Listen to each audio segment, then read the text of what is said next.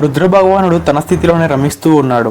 అతనిని అర్థం చేసుకోవటం చాలా కష్టం. శాంతంగా ఉన్నాడా, కోపంగా ఉన్నాడా, లేదా బాధలో ఉన్నాడా? నిజానికి ఇవన్నీ లేని ఏకాంత స్థితి కూడా ఉంది.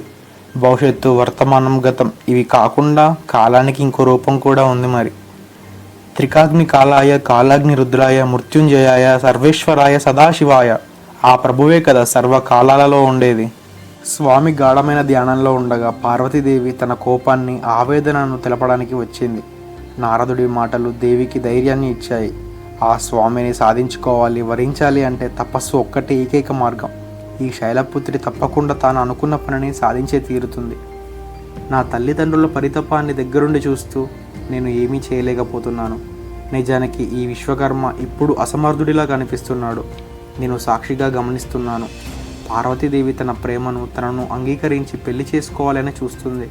మరి రుద్రభగవానుడు సతీ మరణాన్ని మర్చిపోలేక ఒంటరిగా వైరాగ్య భావనతో సర్వాన్ని పరిత్యజించాడు. మరి వీరి కలహం, కల్లోహం ఎలా ముగుస్తుందో చూడాలి. పార్వతీదేవి రుద్రభగవానుడి గురించి ఏం ఆలోచిస్తున్నదో, ఆ స్వామి కోసం ఏం చేయటానికైనా తను వెనకాడదు. కానీ మన రుద్రుడు తనను కొంచెం కూడా అర్థం చేసుకోవట్లేదు. అసలు తనను దగ్గరికి కూడా రానివ్వట్లేదు. రుద్రుడు తన రాకను గమనించి ధ్యానం నుంచి లేచాడు. పార్వతీదేవి ఇలా పలికింది, స్వామి, నేను అంటే నిజంగా మీకు ఇష్టం లేదా? అయినా ప్రకృతి పురుషుడు కలిస్తేనే కదా పరిపూర్ణ తత్వం. ఇలా మీరు ఒంటరిగా సాధించేది ఏంటి? నేను ఒంటరి వాడను కాదు. నాకంటూ ఎవరూ లేరు. ఎవరికి నేను తెలియదు. నాకు ఎవరి అవసరమూ లేదు. నా ధ్యానం నన్ను మర్చిపోవటానికే. నా సాధన దేనికోసమూ కాదు. దేని యందు నేను ఆకర్షితుడిని కాదు. నా ఒంటి మీద ఈ భస్మం నేను బైరాగిని అని తెలుపడానికి కాదు. నా పిచ్చితనాన్ని ప్రదర్శించడానికి అంతకంటే కాదు. ఈ నా రూపం, ఈ వేషధారణ వైరాగ్యానికి చిహ్నం కాదు. ఇది నా సతికి గుర్తు.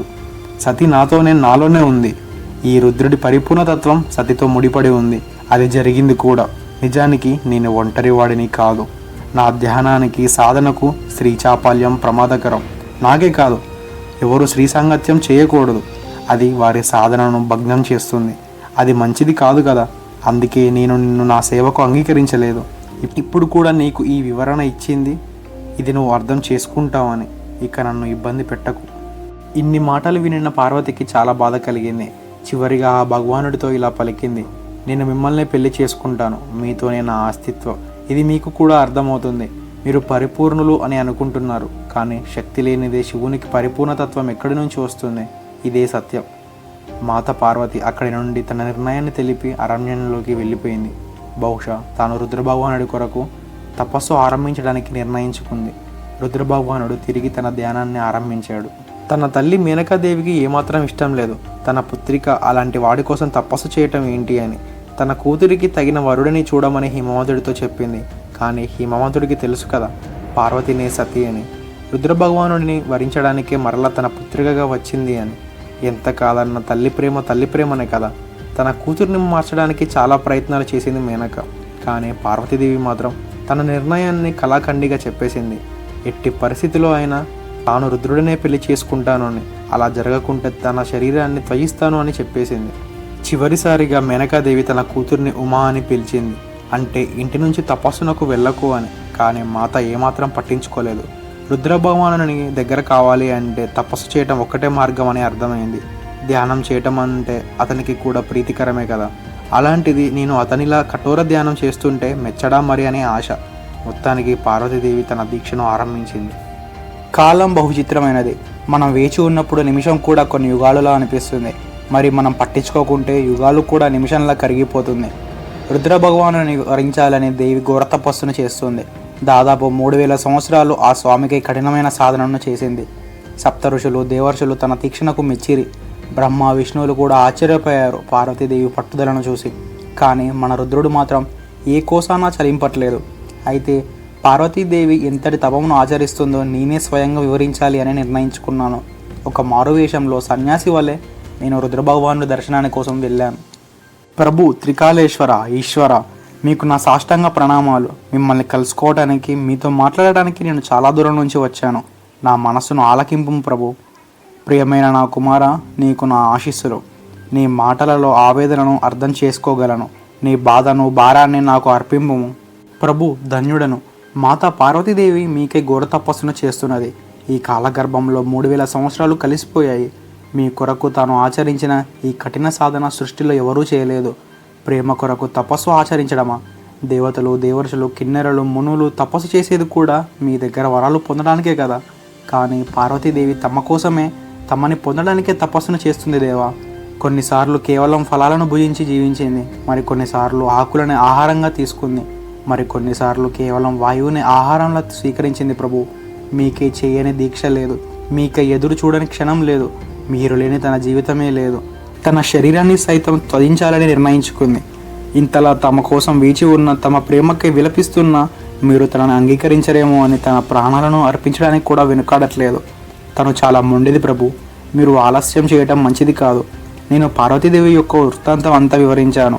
రుద్ర భగవానుడు ఏదో ఆలోచిస్తున్నట్టు ఉన్నాడు.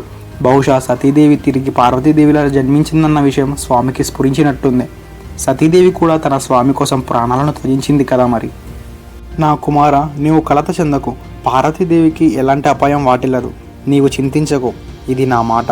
నేను తక్షణమే జరగవలసిన కార్యముకు చేయవలసిన ఏర్పాట్లు చేస్తాను. తనని వరించే ముందు తను నా తత్వాన్ని అర్థం చేసుకోవాల్సి ఉంది. తనని ఇప్పుడు నేను పరీక్షించదలిచాను.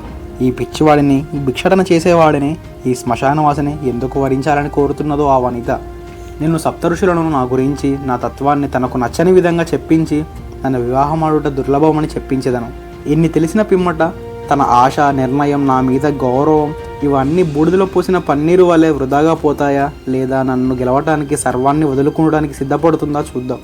అమ్మ నా తండ్రి పరమేశ్వర, చివరికి నీవు కూడా మా తల్లికి పరీక్ష పెట్టదలిచావా? రాక్షసులకి సైతం కోరగానే వరాలు ఇచ్చే బోలాశంకరుడివి నా తల్లిని ఇంతటి పరీక్షకి గురి చేస్తున్నావా?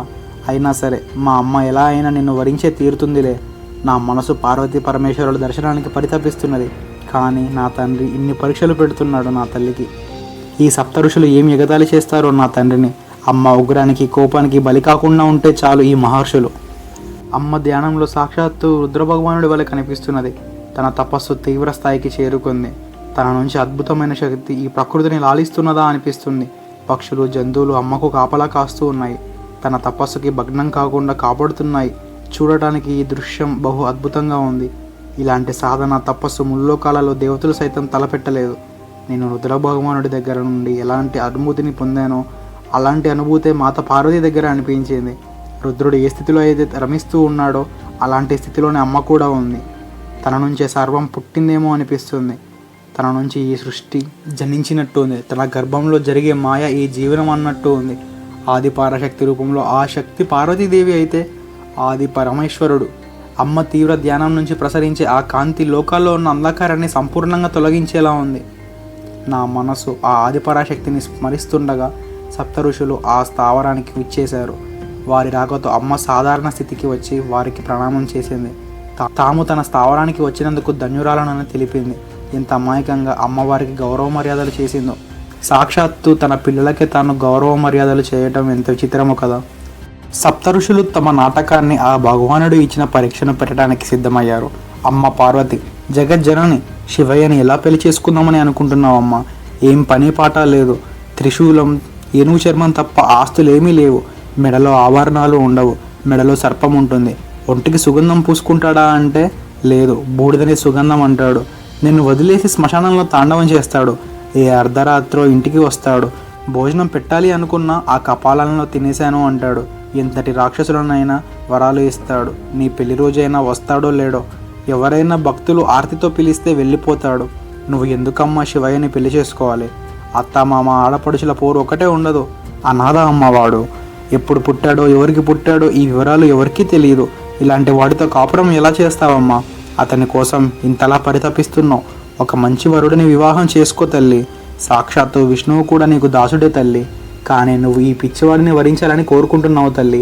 ఇది ఎక్కడి విడ్డూరం? నేను తల్లి పార్వతీదేవి సమాధానం కోసం వేచి చూస్తున్నాను. మీరు గొప్పవారు సప్త ఋషులు. మీకు ఆ పరమేశ్వరుడి గురించి తెలియకుండా ఉండదు. ఆ స్వామి నుంచే వేదాలు ఉద్భవించాయి. ఆ స్వామి యందు భక్తిభావన చాలు. ముక్తి కూడా అవసరం లేదు. శివతత్వం అర్థమైతే చాలు. వేదాల సారంతో పని లేదు. శివనింద చేసిన ఆ దక్షుడి పరిస్థితి చూశారు కదా. లోకంలో ఎన్నడూ జరగబోని బోధ అది. అందుకని మీరు గౌరవంగా నా ఈ చోటు నుండి విశ్రమించండి. నా కోపాన్ని, క్రోధాన్ని మీరు చూడకపోవడమే చాలా మంచిది. మీ మర్యాదను కాపాడుకోండి. మాత పార్వతీదేవి చాలా సౌమ్యంగా వారిని హెచ్చరించింది. శివుడి మూడవ కన్ను తన కోపం, క్రోధ రూపం చూడకపోవటమే మంచిది కదా. ఆ మునులు అక్కడి నుంచి బయలుదేరారు. మనసులో పార్వతీదేవిని ఆశీర్వదించారు. కానీ ఇప్పుడు సాక్షాత్తు ఆ పరమేశ్వరుడే పార్వతీదేవిని పరీక్షించడానికి వస్తున్నాడు. శివనింద చేయబోతున్నాడు. సృష్టిలో ఇది రెండవ సందర్భం శివనింద చేయటం. ప్రళయానికి దారి తీస్తుంది. కానీ ఈసారి ఆ ప్రళయనాథుడే శివనింద చేయదలిచాడు. ఈ కథ ఎలా ఇటు దారి తీస్తుందో చూద్దాం.